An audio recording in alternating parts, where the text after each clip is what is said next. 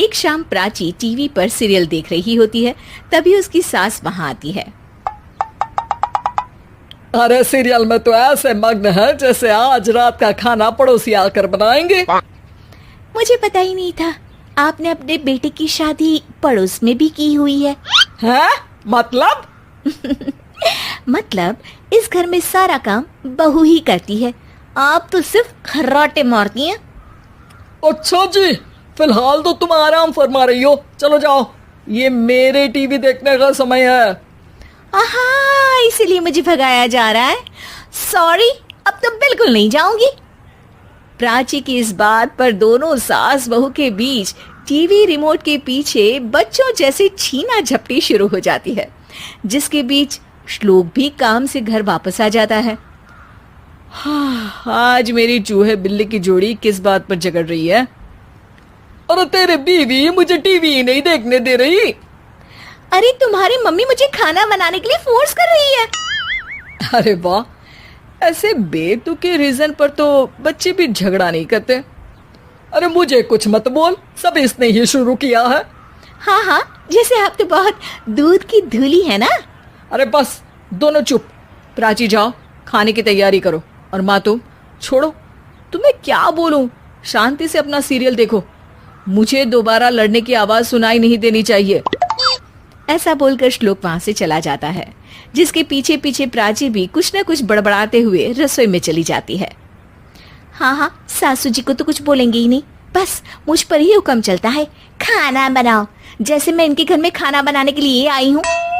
इसी तरह शाम बीतती है और रात को श्लोक और प्राची की सास खाना खाकर सोने चले जाते हैं, लेकिन प्राची गुस्से में कुछ खाए बिना काम में ही लगी रहती है। इस घर में किसी को घंटा फिक्र नहीं पड़ता, मैं खाऊं या भूखी रहूं। प्राची कुछ देर के लिए रसोई से बाहर जाती है और जैसे ही वापस आती है तो वहां दूध का भरा ग्लास देखकर हैरान रह जाती है। फिक्र पूरी है, बस दिखाना नहीं है। प्राची दूध पीकर सोने चली जाती है और अगली सुबह एक बार फिर सास बहू का कार्टून नेटवर्क स्टार्ट हो जाता है। ये तुमने ही किया है। अरे अजीब जबरदस्ती है, मैं बोल रही हूँ मैंने कुछ नहीं किया। दोनों ने मिलकर पूरे घर को पागल खाना बनाया हुआ है। यहाँ कोई नॉर्मल इंसान तो रह ही नहीं सकता, इसीलिए अब पड़ोसी क्या रिश्तेदार भी घर आने से कतराते हैं। और सुन बेटे, तू भी चंगा, तेरी माँ भी चंगी, तेरी बीवी भी चंगी, रिश्तेदार।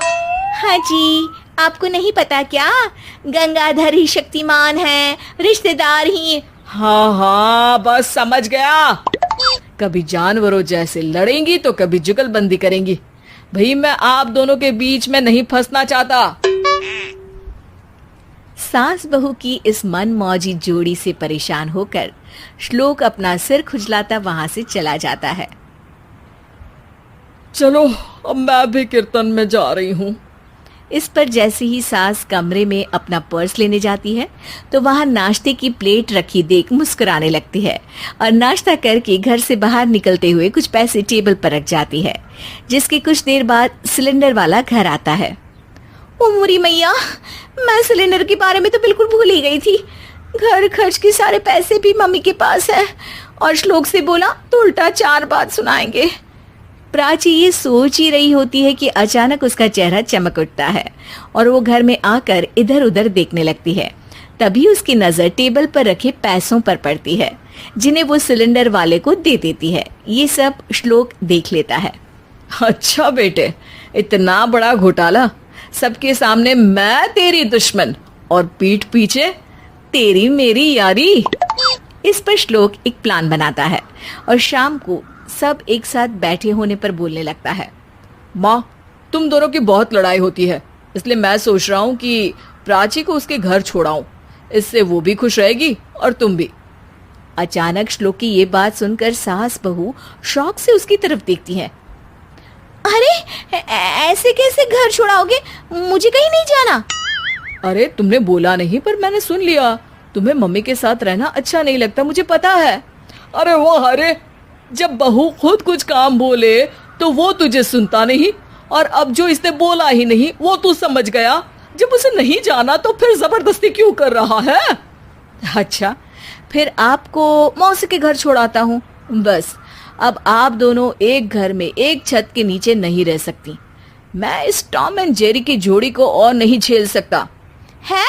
ऐसे कैसे नहीं रह सकते? तुम्हें इतनी दिक्कत है तो तुम्हारा बोरिया बिस्तर पैक कर देती हूँ, लेकिन मम्मी जी कहीं नहीं जाएंगी। बिल्कुल यही सुनना था मुझे। अगर दोनों में इतना ही प्यार है फिर हर वक्त ये लड़ाई का नाटक क्यों करती हो? देखा मैंने कैसे माँ किचन में दूध रखती है और तुम उनके लिए कमरे में नाश्ता रखती हो, और कैसे वो पहले ही तुम्हारी दिक्कत समझकर घर में पैसे रखकर बाहर जाती है। अरे भाई, इतना ड्रामा तो डेली सोप में भी नहीं होता जितना तुम दोनों ने इस घर में फैलाया हुआ है। तू हमें टॉम एंड जेरी बोलता है ना, तो याद कर वो दोनों भी एक दूसरे को बाहर वालों की बुरी नजर से बचाने के लिए हमेशा सबके सामने लड़ते थे, लेकिन अकेले में दिक्कत के समय मदद भी तो करते थे। बस हमारा रिश्ता भी कुछ ऐसा ही है। और वैसे भी अगर सास बहू में तू मैं नहीं होती तो दुनिया वालों को कहानियां कैसे मिलेंगी?